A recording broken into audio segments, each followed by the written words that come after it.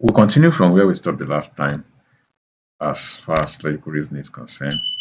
We've been able to consider two logical connectives, which includes the conjunction, it includes disjunction as well.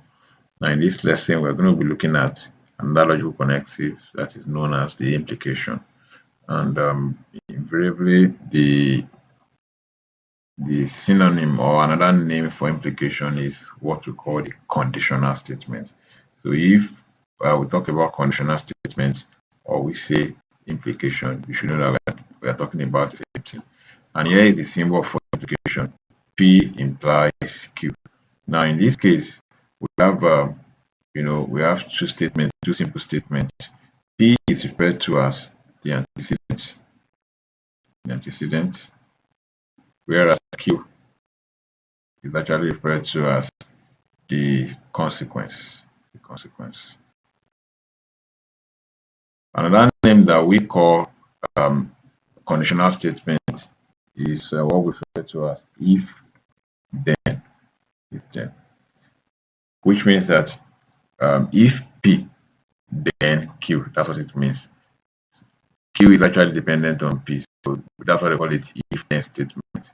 So we can also see in some books where they use P is sufficient or Q is sufficient for P, as the case may be. So conditional statement or implication is the same thing as if then statement. We can call it implication, we can call it conditional statement. But then how do you now form a truth table when it has to do with implication? Very quickly, I'll show you how. It's quite easy. You don't need to cram anything. Once you understand the concept, I can assure you that you will grab everything in depth. Now, let me just take you to the table so that you understand how the table is being formed. Now, here is a table that has to do with conditional statement or by implication. Or if you try to figure out how the table is formed, you might get yourself confused. So in order for you to understand why the table is the way it is, consider these two simple statements. P, if you pass, then statement Q, I will give you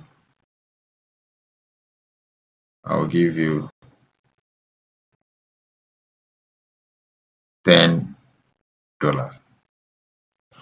Now we have two simple statements. Please pay attention and listen carefully.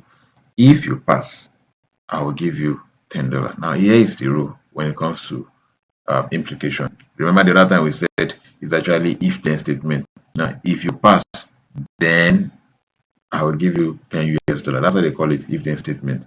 But then how do we now use this to interpret our table? Now the rule is this, and you won't see this in any book. It's something that I have to decode myself and ensure that it works all the time.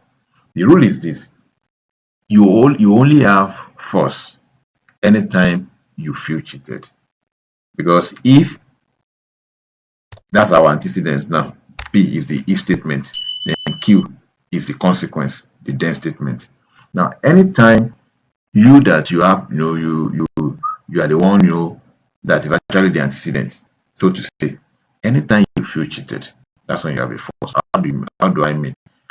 I have a gift. So whatever I do that makes you feel cheated, mind you, of course the money is mine. I can decide to do anything I like. But each time you feel cheated for my action, then the answer will be force.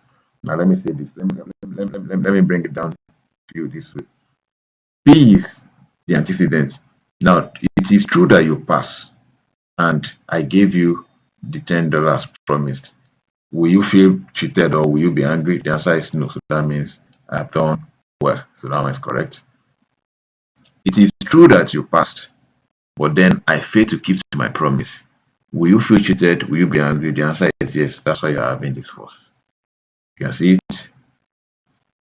It is force. You did not pass.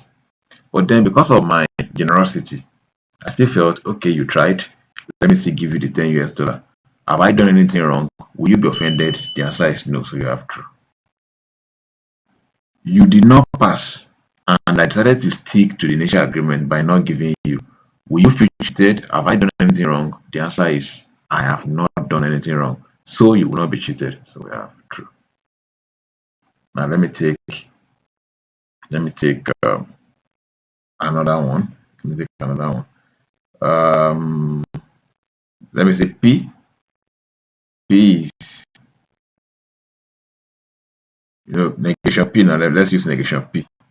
Negation P is the opposite of P. So we have false, false, true, true. So now I want to find negation P implies Q. Negation P implies Q. And the order is very, very important. You can see negation P is our antecedent. So you have to start with negation P. Now negation P implies Q. Now it is false. You did not pass.